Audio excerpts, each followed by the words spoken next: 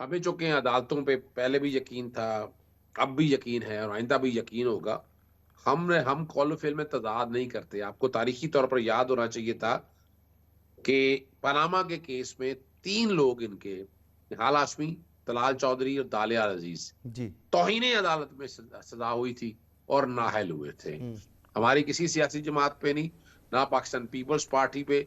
वजह वजह क्या है कि प्रॉब्लम ये है कि यादाश्त बहुत कमजोर है। हम ना झूठ बोलते हैं, झूठ छुपाते हैं और कोशिश करते हैं कि जो मैं कहूँ हालात और वाकयात को देख, कौम अब ये 85 के प्रोजेक्टों से, 73 साल के निजाम से तंग आ चुकी है और अब आप फर्क महसूस कर रहे होंगे। अब देखिए, अब नॉर्मल, अब कितनी नौजवान क्यादत है। यानी मेरे अपने 2 हलकों से कागजात नामजदगी जो हैं, बड़े मुश्किल में वक्त जैसा भी था, मैं उन पर नहीं बात करना चाहता। घर पे पेट्रोल पंप पे हमला हुआ, डायरेक्ट फायरिंग हुई, वो सारा कुछ एक साइड पे रखकर अभी प्री पोल रिगिंग की जो स्टेज चल रही है, मैं वो फेसेस भी डिस्कस नहीं करना चाहता कि जबर का जो माहौल चल रहा है वो अपनी जगह पर मौजूद है। अभी भी जो कागजात नामजदगी है, जो हमारा इतराज था, जो हम लाहौर हाई कोर्ट में गए थे कि इंतजामिया से ये लिए गए हैं, रिटर्निंग ऑफिसर ये क्या करेंगे, और वो हालात और वाकयात ने साबित कर दिया है। अब तो आने वाले दिनों में हम तकाजा करेंगे और हम इलेक्शन, देखिए एक बात बता दूं, हम इस सारे प्रोसेस में इलेक्शन को आगे लेके जाने की बात नहीं करेंगे।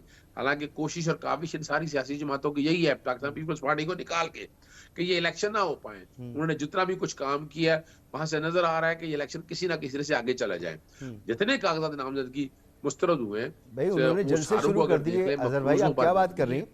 उन्होंने यानी जलसे इसका शुरू मतलब है कर दिए। नालायक शोखुपुरा में आज जबरदस्त ऑफिसर। जलसा किया है नून लीग ने। देखिए, मैं एक बात अर्ज करूं आपको। बाई 21 अक्टूबर को आए थे शाह बहादुर, और लाहौर में रेंट ए क्राउड का एक जलसा हुआ, 10% क्राउड लाहौर का, अरबों रुपया। हमारे पास तो कई एविडेंस भी मौजूद है, हम उन बातों में नहीं पढ़ना चाहते। 21 अक्टूबर से आज 30 दिसंबर हो गया है। इतने दिनों में एक जलसा कर लिया तो बड़ा एहसान कर दिया भैया। आप मैदान में निकलते करते, घरों में बैठकर, बंद भाई घरों में बैठकर वो मीटिंगें इस करते वक्त रहे, बना रहे बड़ा हैं मुश्किल। अब अपना मंशूर मंशूर बनाने के लिए एक बहुत ज़बरदस्त किस्म की कमेटी है।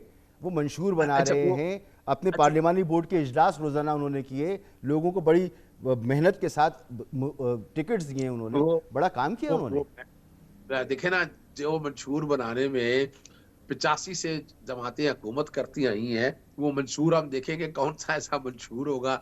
लगता है कि सोने की तारों से मंशूर बनाया गया है। अभी वो सोना इकट्ठा किया जा रहा है, इकट्ठा करके पिघलाएंगे, फिर तारे बनेंगी, फिर सोचा जाएगा। बात देखिए, बड़ा मुश्किल है। अब जो ना आपकी 5 करोड़ से जायद की आबादी जो है ना, वो नौजवान नस्ल है। उस नौजवान नस्ल ने ना ये सारी जब बातें आपके सामने रखनी है, उसे अब सब समझ है। उसे ये मोटरवे का बना हुआ ये कुछ नहीं इम्प्रेस करेगा। उसे मेट्रो ऑरेंज वगैरह जो अरबों रुपए की करप्शन है, उसे कोई फर्क नहीं पड़ेगा। वो बात करेगा तालीम, मुफ्त तालीम की मेरी बेहतर कैसे करके देंगे, मुझे आईटी टेक्नोलॉजी में आप कहाँ लेके जाएंगे, क्या मुल्क में आपने आपने ऐसा निजाम बिछा दिया है। मिसाल के तौर पर आपका रेलवे तबाह हो गया, आपका पीआईए तबाह हो गया, आपकी स्टील मिलें तबाह हो गई, आपके पास है क्या करने के लिए? तो ये वो यहाँ उम्मीद क्या आती है, यहाँ उम्मीद आती है पाकिस्तान तहरीक इंसाफ की। उन्होंने उन्होंने 3 साल के अंदर इकोनॉमी कैसे बैलेंस की, आपकी एक्सपोर्ट की पोजीशन कैसे आ गई, लोकल इंडस्ट्री किस तरह। यानी मैं नहीं कह रहा, ये इंटरनेशनल जो इंडेक्स है वो बता रहे हैं। प्रॉब्लम यहाँ पर सिर्फ इतना ये है कि अब निकालने की कोशिशें आखिरी हो रही है, उससे कोई फर्क नहीं पड़ता। हम अपीलों में अपीलें फाइल कर रहे हैं और 10 तारीख से पहले पहले हमें अपनी अदालतों पे यकीन है, और आप देखेंगे मेजॉरिटी से ज्यादा अपीलें मंजूर होंगी। और ठीक है। जितने भी हमारे कैंडिडेट हैं जिनको पहले निकालना था प्री पोल रिगिंग के जरिए, प्रेस कॉन्फ्रेंस में उनमें नहीं जाना चाहता, वो सारे चलिए, निकल ये चुके हैं। अच्छी बात है लेकिन उसके अजहर बावजूद भी सिद्दीक साहब पाकिस्तान तहरीक कि इंसाफ खड़ी है, इदारों से कोई उम्मीद है बातचात नहीं आपको। करेगी। ये चाहते हैं कि इलेक्शन हाँ, मुतनाजा हो जाए और बाइकआउट हो। हम किसी बाइकआउट में नहीं जाएंगे, आप बाइकआउट में बता नहीं दें। जाना चाहेंगे पूरे मुल्क। मसूद देखें, बात बड़ी सीरीज है, हम जरा रिटोरिक्स पे नहीं जाएंगे। हम हमें देखें, 3 चीजें बड़ी अहम है। एक तो मुल्क का जो जुडिशियल सिस्टम है, जिसकी वजह से आम बंदे के जितने मसाइल हैं, हमने तो एक इंसाफ को सस्ता बनाना है, ये तो जेहन में रख लीजिएगा। स्पीडी जस्टिस के अलावा हम कोशिश करेंगे इंसाफ, अब जस्टिस एट डोर स्टेप, उसकी तरफ हम चीजों को लेकर जाएंगे। और सबसे जो बड़ी बात है ना, सेहत का निजाम आपने देख लिया। हमने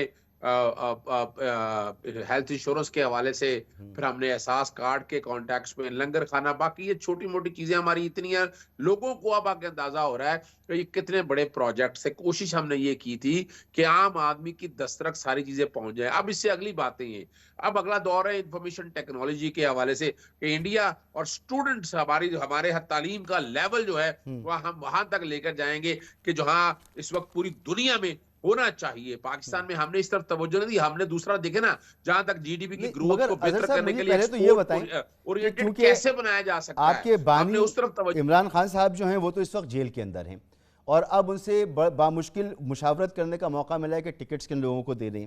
तो आपके यहाँ ये प्रोसेस पार्टी की सतह पर तो नहीं हुआ होगा कि मंशूर क्या क्या होगा, क्या आके करना है?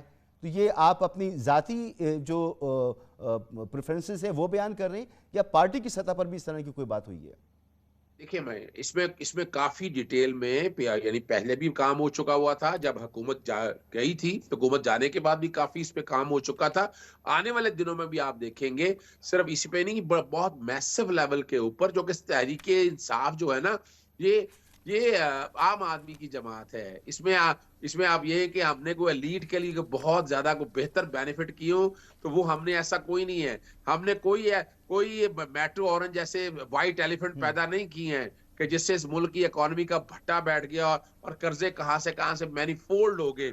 हम जरूर ये काम करेंगे। हमने तो मुख्तलिफ मुल्कों के मॉडल भी स्टडी किए हैं। ओवरसीज पाकिस्तान इसमें बहुत हमारे लिए काम भी कर रहे हैं और मदद भी कर रहे हैं। ग्राउंड पे अगर आप समझेंगे ना, ग्राउंड में पाकिस्तान तहरीके इंसाफ इस दफा मौका मिला तो वो एक आम आदमी की, थड़े वाले की, मजदूर की, किसान की और एक स्टूडेंट की, यानी उसकी जमात बन के उभरेगी। और यही वजह है कि इस वक्त पाकिस्तान का जो नौजवान तबका है वो पाकिस्तान तहरीके इंसाफ की तरफ लपक के आ रहा है। और उसका मकसद यही है कि ये देखिए, ये 85 वाले जो प्रोजेक्ट है ना, इनके पास अब कहने को कुछ नहीं है। यानी ये खुद आकर आगे क्या ऐसा देंगे, क्या नहीं। आपने इतना अरसा लगा के साहब मुझे एक ब्रेक के लिए कहा जा रहा है, एक ब्रेक के लिए कहा जा रहा है, एक ब्रेक के बाद यहीं से गुफ्तगू आगे बढ़ाते हैं।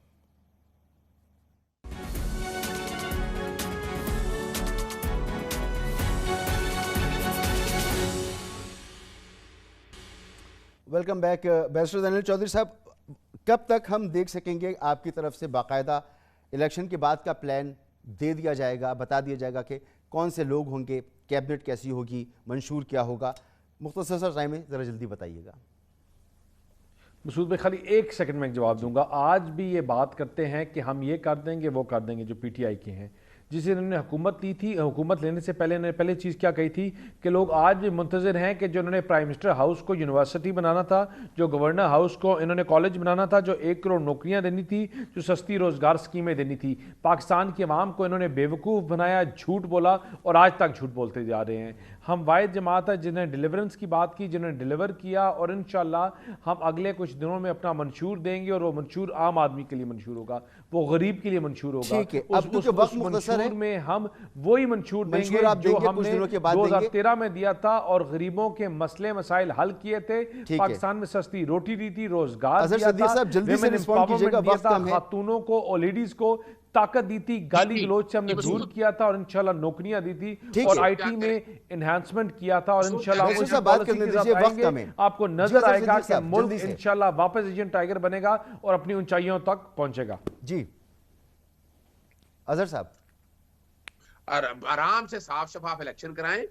अवाम जिसको लाना चाहती है, हर एक को पता है। जितने सर्वे हुए हैं पाकिस्तान तहरीके इंसाफ की फेवर में हुए हैं। पाकिस्तान तहरीके इंसाफ नंबर 1 पे होगी, सर्वे आप कमरों में बैठ के ना करवाएं, पे होगी, और पीटीआई बिल्कुल नंबर 3 पे होगी और अक्सर की जमानतें जब्त होगी। सिर्फ ये खाली नारे, दावे, बेवकूफ बनाना, लूट मार, यानी ये जिस तरह की जो सियासत की है ना, वो सियासत के 17 महीनों और खास तौर पर जिस तरह के लोग पाकिस्तानियों को नुकसान पहुंचाया, जुल्म, तशद्दुद, बर्बरियत, जो कुछ इन लोगों ने ये कर दिया है, ये इनके गले पड़ेगा और आइंदा से कौम से माफी मांगेगी आकर कि हमने पाकिस्तान तहरीक इंसाफ वक्त मेरे पास खत्म हो गया। बहुत बहुत शुक्रिया आपका, बहुत शुक्रिया अजहर सिद्दीक साहब, आपने वक्त दिया। कादिर खान मंदुखिल, आपका बहुत शुक्रिया। बैरिस्टर दानियल चौधरी साहब, आपका भी बहुत बहुत शुक्रिया।